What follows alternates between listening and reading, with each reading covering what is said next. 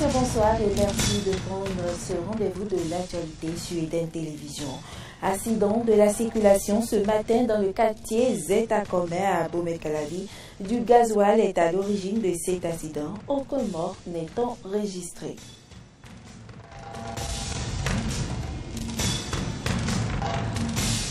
Un réalisateur béninois récompensé au FESPACO 2017, Sylvestre Amoussou décroche les talons d'argent, deuxième récompense suprême du festival.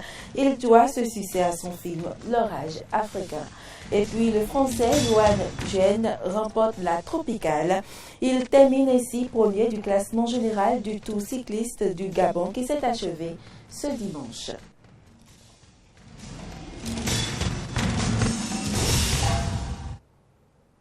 Bienvenue dans ce journal. La scène se passait dans le quartier Zeta Commun, non loin d'Akasato. Du gasoil renversé sur le bitume est à l'origine d'un accident dans lequel étaient impliqués plusieurs conducteurs de grands camions dont l'un n'a eu d'autre choix que de persécuter des personnes se déplaçant à moto. L'accident n'a fait aucun mort. Une personne en est sortie blessée et a été transportée d'urgence dans un centre de santé par des sapeurs-pompiers. Je vous propose d'écouter quelques témoignages enregistrés à ce sujet, propos recueillis par Kano François et Denis Maouya.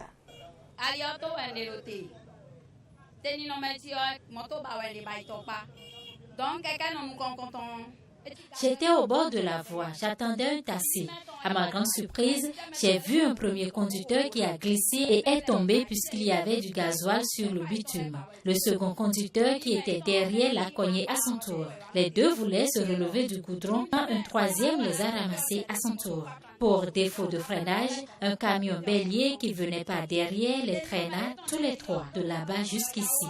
Le chauffeur et l'apprenti ont pris la clé des champs. Quant au grand camion, voulant éviter de les écraser tous, a dû se retrouver sur l'autre tronçon du goudron, causant d'importants dégâts matériels.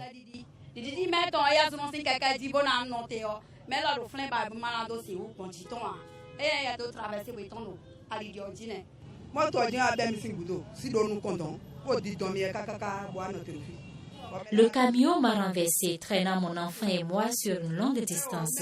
À part quelques égratignures, mon enfant et moi n'avons rien eu. Je remercie Allah pour ce miracle.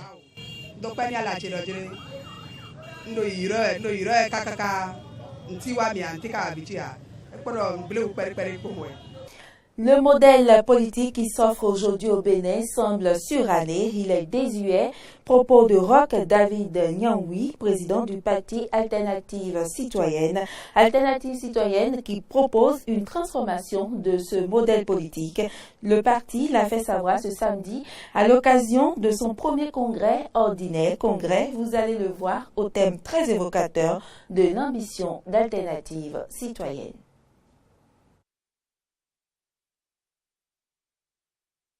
De ce premier congrès ordinaire du Parti Alternative Citoyenne qui s'est tenu ce 4 mars au Palais des Sports du Stade de l'Amitié Mathieu Kérékou. Cet événement majeur dans la vie de ce parti intervient 3 ans après sa création et sa participation à la gestion du pouvoir public à travers ses représentants au Parlement et au gouvernement du président Talon. Tête couronnée, membres du gouvernement, honorables députés, représentants des partis politiques, membres et militants du Parti Alternative Citoyenne étaient nombreux à répondre présents à ce congrès. Un intérêt lié à ce parti, mais surtout au thème du congrès relatif à la réforme du modèle politique béninois. Pour le président du parti, au cœur de cette thématique, il y a l'homme, mais le modèle politique qui s'offre à lui aujourd'hui au Bénin semble suranné. Il est désuet. Il est question en somme d'organiser la communauté politique. S'il faut casser pour reconstruire et mieux profiter d'un lendemain meilleur, le parti Alternative Citoyenne dit oui. S'il faut réorganiser pour mieux avancer, le parti Alternative Citoyenne approuve. À l'instar de l'Alliance ABT et du Fonds républicain du président de la commission de la CEDEAO représenté, les autres partis présents à ce congrès ont apporté leur soutien à Alternative Citoyenne pour réformer le modèle béninois. Ainsi, leurs militants sont de cœur avec vous et sont prêts ensemble avec vous, à continuer à faire le pas dans le sens de l'amélioration du système partisan dans notre pays. Dans le cadre des réformes en cours, réformes portées de main de maître par le président de la République, M. Patrice Talon, il y a une qui particulièrement reçoit l'adhésion totale, non seulement du PRD et de tous ses militants, mais aussi de la plupart du personnel politique de notre pays. C'est celle relative à la réforme du système partisan. Le thème de votre premier congrès ordinaire en dit long. Transformer le modèle politique du Bénin pour un développement intégral. Oui, ce thème s'inscrit parfaitement dans ce registre. Personne ne lit l'urgence de mieux codifier le système partisan pour qu'enfin nous ayons au Bénin de vrais partis politiques nationaux. Les réformes constitutionnelles proposées par le président Patrice Talon sont donc des réformes pertinentes. Au regard des différentes interventions, il convient selon le président d'honneur d'Alternative Citoyenne de retenir deux principaux enseignements. La première, c'est que résolument, notre parti Alternative Citoyenne doit faire en sorte que les réformes législatives et les réformes politiques aboutissent. Résolument. Que notre faiblesse, notre vulnérabilité est la vulnérabilité de tous. Deuxième leçon que nous avons retenue, c'est la réforme du système partisan. Il n'y a pas de démocratie de qualité sans parti politique de qualité. Il n'y a même pas de lutte possible contre la corruption sans l'assainissement du système partisan. Le parti Alternative Citoyenne, à travers ce premier congrès, vient ainsi lancer le rassemblement pour l'aboutissement des réformes constitutionnelles en général et pour la réforme du système partisan en particulier. Assemblée générale de l'Association intercommunale des propriétaires terriens et acquéreurs de parcelles situées dans le périmètre de l'aéroport de Golodibé dans la commune d'Abomey-Calavi. Au cours de cette AG qui s'est déroulée le samedi dernier, les responsables de cette association. On écoute. Depuis notre Assemblée générale du 15 septembre 2012 et tenant compte des doléances que vous avez exprimées, votre association a mené diverses démarches en direction des autorités en charge du périmètre aéroportuaire. Ainsi, par sa lettre en date du 19 octobre 2012, le bureau directeur de la CIPROTAP a porté à la connaissance de l'autorité du périmètre vos doléances, notamment celles qui concernent le maintien des habitants des villages situés dans l'emprise du périmètre aéroportuaire dans une bande de 2 km à partir de la route nationale inter-État numéro 2. De toute évidence, les actuelles autorités gouvernementales de notre pays n'ont pas opté pour la solution d'une bande de 2 km. Elles envisagent plutôt un relogement des populations sinistrées sur un autre site. Mais où? Le directeur général n'a pas donné de précision. La délégation de la CIPROTAP a alors émis le souhait que les populations concernées soient relogées chacune dans son arrondissement d'origine. Religion à présent, le début du carême chez les catholiques est marqué par le chemin de croix. Le tout premier a eu lieu ce vendredi. Durant ce chemin de croix à Zové, l'accent a été mis sur le message du pape François qui demande aux fidèles de recentrer leur foi sur l'essentiel de ce temps de carême. Suivez ce reportage de Jonas Bouchi.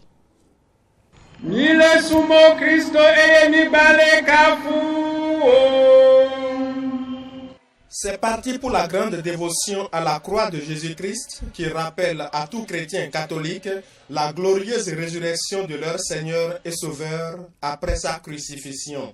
À l'église Immaculée Conception d'Azové, les fidèles s'engagent aussi sur ce chemin de croix pour commémorer les souffrances du Fils de Dieu pour le salut des hommes. La fierté du chrétien catholique, c'est la croix de Jésus-Christ.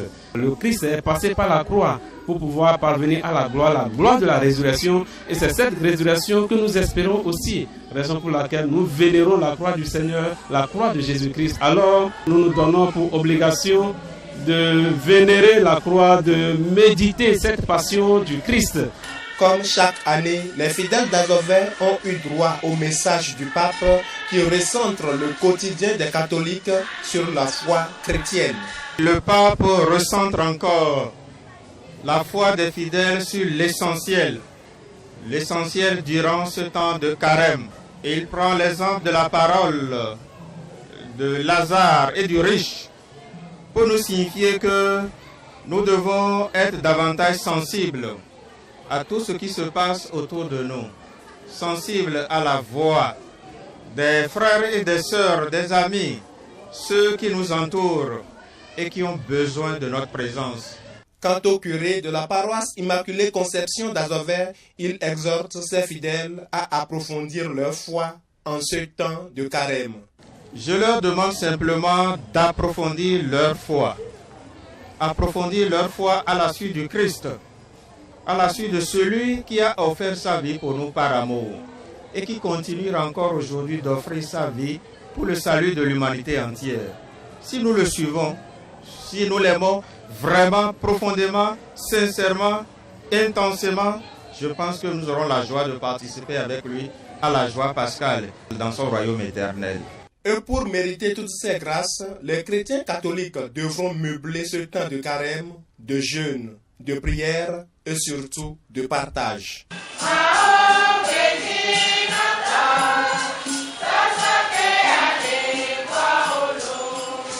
L'actualité hors du Bénin à présent, Sylvestre Amoussou a été récompensé au dernier FESPACO, Festival panafricain du cinéma et de la télévision de Ouagadougou. Le réalisateur béninois a obtenu les talons d'argent pour son film L'Orage africain, un film qualifié d'anticolonialiste. FESPACO toujours, la récompense suprême de la 25e édition a été attribuée à Alain Gomi, réalisateur sénégalais, auteur de Félicité, un film qui raconte la difficile vie d'une chanteuse de bar à Kinshasa, en République démocratique du Congo. Le talon de bronze a été décroché par le film marocain A Mile in My Shoes. Politique en France, François Fillon, candidat de la droite à la présidentielle prochaine française, ne renoncera pas à cette élection. L'ancien Premier ministre français, cité dans des problèmes judiciaires lâchés par de nombreuses pointures de la droite, ne veut pas se désister. Il l'a réaffirmé encore hier au Trocadéro. On l'écoute. Il pense que je suis seul. Ils veulent que je sois seul. Est-ce que nous sommes seuls? On connaissait l'art du conflit à Belfast en Irlande du Nord. Désormais, la capitale nord-irlandaise évolue au rythme de l'art de la paix. À Belfast, cet art mural veut tourner le dos à la politique. À Belfast, l'art urbain est présent à tous les coins de rue. De nombreuses fresques racontent l'histoire du conflit nord-irlandais, près de 3500 morts entre 1969 et 1998. Un passé douloureux dont les stigmates continuent de marquer la ville, à l'image de l'ancien mur de séparation entre catholiques et protestants. Aujourd'hui, les artistes nord-irlandais veulent donner un nouveau visage à la ville avec, pour seule arme, une bombe de peinture. Je me suis dit qu'il fallait faire en sorte que la ville change complètement de visage, que ce soit différent de ce à quoi elle ressemblait pendant la guerre, donner quelque chose de positif, de brillant, de joyeux, quelque chose auquel les gens pourraient s'identifier plutôt que de se sentir agressés. Spécialiste des portraits, cet ancien DJ au chômage peint aussi bien les stars que les sans-abri.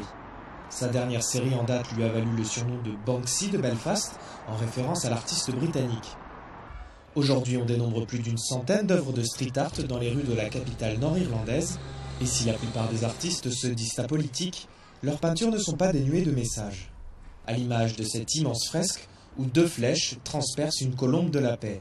L'une symbolise le catholicisme, l'autre le protestantisme. À Belfast, religion et politique ne font qu'un. C'est un peu le bordel. Il y a beaucoup de colère sous-jacente ici. Beaucoup de gens sont contre les dirigeants parce que nos dirigeants sont vraiment nuls. Donc beaucoup de gens sont en colère à cause de pas mal de choses. Et ils expriment cela à travers leur art. Et le street art en fait partie. Pendant des décennies, les fresques murales ont servi à délimiter les quartiers entre les différentes communautés de Belfast. La nouvelle vague d'artistes de rue semble bien décidée à marquer son territoire d'une nouvelle façon, avec comme mot d'ordre l'union plutôt que la division. La Corée du Nord a procédé ce lundi à des tirs de missiles dont certains ont fini leur course dans les eaux japonaises. Tokyo et Séoul ont immédiatement réagi. Suivez ce commentaire de Carole Olaï. 4 missiles balistiques tirés par la Corée du Nord ce lundi, dont 3 ont atterri dans les eaux japonaises, plus précisément dans la zone économique exclusive qui s'étend jusqu'à 200 000 nautiques, soit 370 km de ses côtes, créent la polémique. Pour la Corée du Sud et le Japon, ces tirs sont perçus comme une provocation et une menace réelle pour Tokyo et un nouveau défi pour les Américains. Le lancement sans préavis des missiles vers notre zone économique exclusive est extrêmement problématique du point de vue de la sécurité des aéronefs et des navires et nous protestons fermement. Notre pays ne peut en aucun cas tolérer ce type d'action répétée de la part de la Corée du Nord. Ces engins tirés à Pyongyang ont parcouru 1 millier de kilomètres, atteignant une altitude de 260 km, a indiqué le porte-parole de l'état-major interarmé sud-coréen. Cet acte serait une réponse à la manœuvre militaire conjointe de la Corée du Sud et les États-Unis, perçue par Pyongyang comme la répétition d'une invasion de son territoire. La Corée du Nord avait donc menacé les forces ennemies de contre-mesures nucléaires sans merci. Sur la base d'un système de défense américano-coréen unifié, l'armée doit se tenir prête à pouvoir punir les provocations du Nord. Nous devons terminer rapidement le déploiement du système de bouclier antimissile THAAD afin d'établir un système de défense contre les missiles nucléaires à la Corée du Nord. Nous devons aussi mettre en place des solutions pour renforcer l'expansion américaine pour ainsi remettre la capacité tout en mettant en œuvre des solutions pour réviser les moyens de pression sur la Corée du Nord. La Corée du Nord a essuyé plusieurs volets de sanctions en raison de ses programmes balistiques et nucléaires, mais celles-ci n'ont pas émoussé ses ardeurs à les développer. En 2016, Pyongyang a mené 2 essais nucléaires et tiré une vingtaine de missiles dans sa quête de technologie qui placerait le territoire américain à sa portée. Et du sport pour mettre fin à cette édition, Yuan Chen est le vainqueur de la Tropicale. Le Français a remporté ce dimanche le Tour cycliste du Gabon, un tour cycliste qui a été aussi marqué par l'annonce officielle de la radiation des cyclistes locaux en réponse à leur boycott de cette compétition. Je vous propose d'entendre maintenant quelques réactions recueillies à l'occasion de la fin de ce tour cycliste. C'est vrai que c'est une nouvelle victoire, donc ça fait du bien. Moi, ça faisait 2 ans que j'avais pas gagné, du coup, de pouvoir remporter l'étape de Congo et puis le général, donc voilà, je suis très content et puis l'équipe aussi a fait un super boulot pour moi. 2 ou 3 jours, c'était un peu, on s'est dit ça allait être compliqué de gagner, du coup on a réussi à renverser un peu la tendance, donc c'est bien. Les cyclistes africains d'année en année confirment Et c'était le souhait qui était le nôtre de voir les Africains jouer maintenant un grand rôle. Nous les avons vus dans les différentes étapes. Souvent, ce sont eux qui attaquent. L'équipe gabonaise a choisi la défection. Au lieu de mettre des valeurs du sport devant, ils ont préféré faire des choix qui sont à eux. Maintenant, il faut assumer. Et on assume, donc nous avons pris des mesures. Mesdames, Messieurs, ce journal s'achève ici. Merci pour l'attention et à demain.